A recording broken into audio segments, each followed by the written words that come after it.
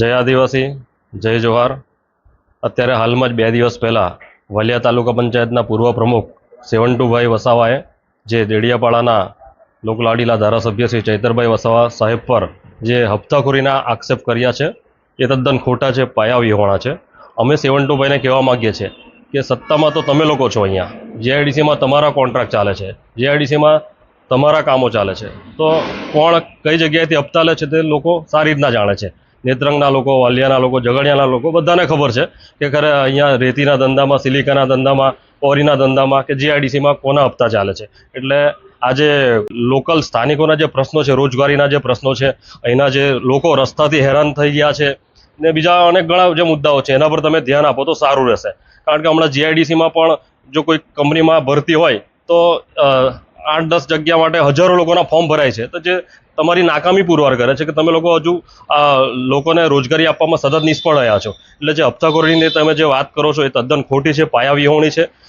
આ તો એવું થયું કે ચોરી ઉપરથી સીરા ચોરી.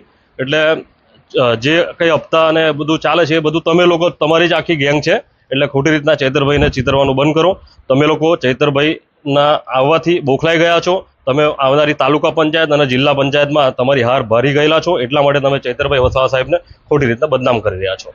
2 દિવસ પહેલા વાલિયાના પૂર્વ પ્રમુખ સેવંતુભાઈ વસાવા દ્વારા ચૈતરભાઈ વસાવા પર જે હપ્તાખોરીના આક્ષેપ લગાવવામાં આવ્યા છે તે એકદમ પાયાવિહોણા અને ખોટા છે.